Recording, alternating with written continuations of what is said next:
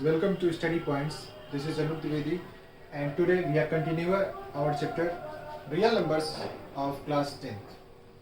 आज हम पढ़ेंगे, जैसा कि लास्ट वीडियो में पार्ट फर्स्ट में हमने यूक्लिड डिवीजन लेमा के बारे में और यूक्लिड डिवीजन एल्गोरिथम और कुछ ऐसे से रिलेटेड प्रॉब्लम सॉल्व किए और उसके बारे में पढ़ा.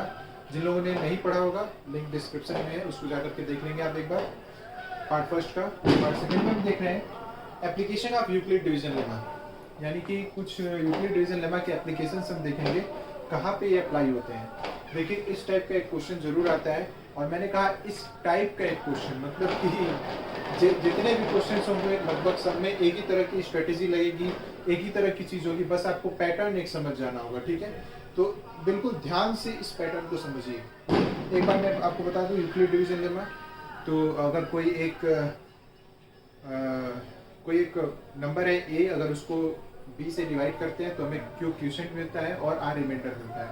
इसमें a और b इंटीजर्स हैं और q और r होल नंबर्स हैं, जहाँ पे r जो है वो 0 से बड़ा या उसके बराबर होता है जबकि b से छोटा होता है. ये हमने यूक्लिड डिवीजन लेमा में देखा था. तो उसी का अप्लाई करते हुए हमें ये दिखाना है, so that any positive integer is of the form 3m, 3m plus 1, 3m plus 2 for some integer m. पूरा मैंने क्वेश्चन लिख दिया क्योंकि जब आप इसका प्रूफ करेंगे तो प्रूफ के लास्ट में आपको ये स्टेटमेंट लिखना होगा, ये स्टेटमेंट लिखना होगा. ठीक है, तो पैटर्न समझ लीजिए. यहाँ पे लिखा है 3m plus 1, 3m plus 1, 3m plus 2, 3m, 3m plus 1, 3m plus 2.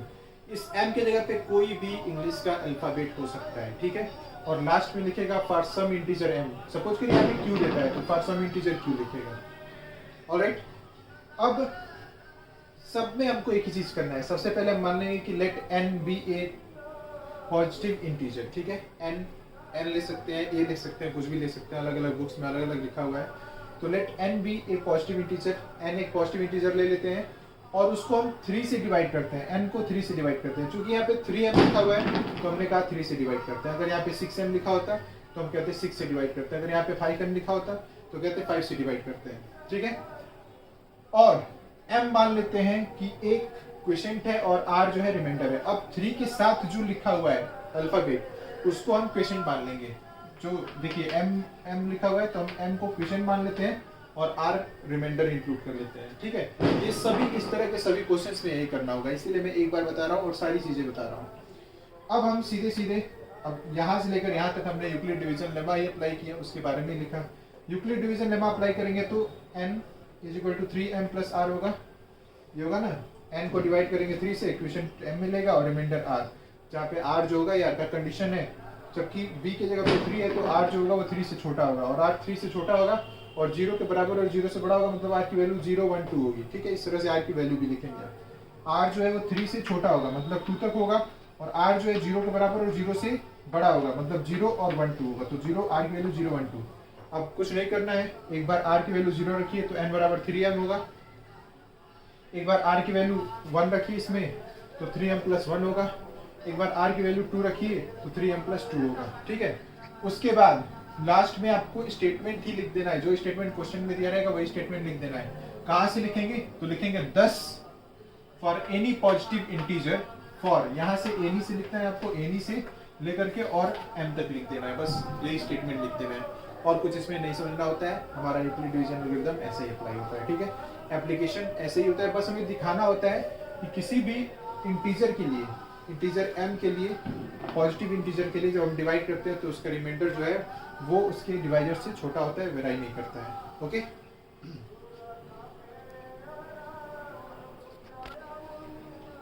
NCERT का एक फेमस क्वेश्चन है, so that any number of form 6 to the power n where n belongs to natural number can never end with digit 0.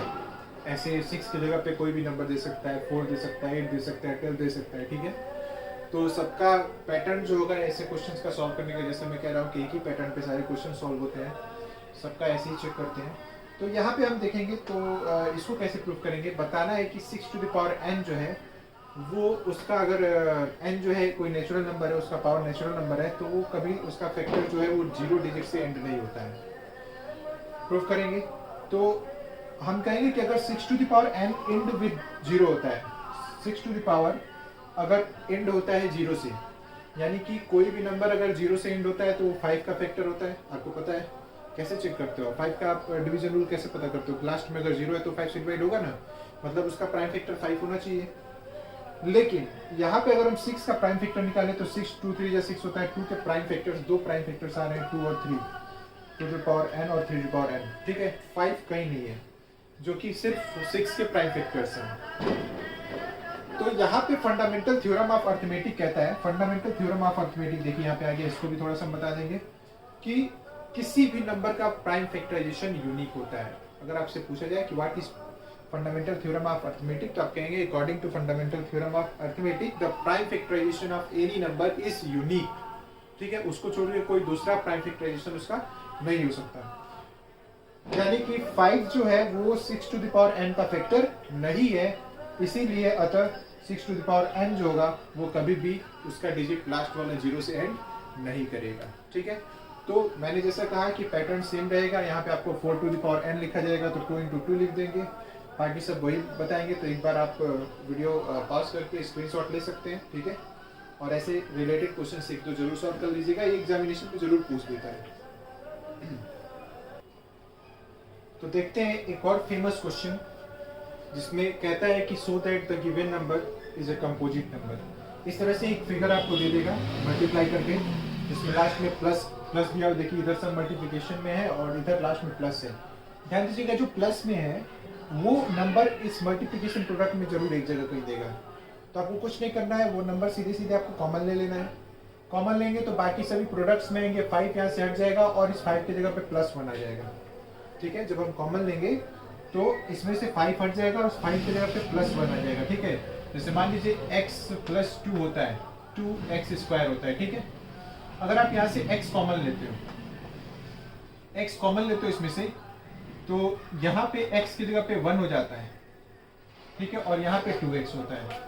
कुछ इस तरह से हम लिखते हैं, जो नंबर हम कॉमन ले रहे हैं उसकी जगह पे +1 हो जाता है, -1 हो जाता है, जो भी अगर होता है। तो यहाँ पे 5 है, प्लस है तो +1 हो जाएगा, ठीक है। अब इन सबका मल्टीप्लिकेशन कर लेंगे, मल्टीप्लिकेशन करेंगे तो 145 होगा। 145 इंटू 5 आ रहा है। आपको पता है कंपोजिट नंबर क्या होता है? कंपोजिट नंबर जिसके दो फैक्टर्स होते हैं। तो साफ साफ दिखाई दे रहा है कि गिवन नंबर के दो फैक्टर्स हैं, जो भी नंबर है दिया हुआ है उसके दो फैक्टर्स हैं, और जब भी ऐसा होता है तो वो नंबर कंपोजिट नंबर कहे जाते हैं। तो इस तरह से कोई भी बड़ा फिगर देगा तो आप देखिएगा कि जो प्लस में नंबर दिया है उसको कॉमन ले लेना है अलग करके, बाकी को मल्टीप्लाई और बाकी सब में स्टेट में सेम लिखना होता है। ये कंपटीशन में भी क्वेश्चन पूछा जाता है, ओके।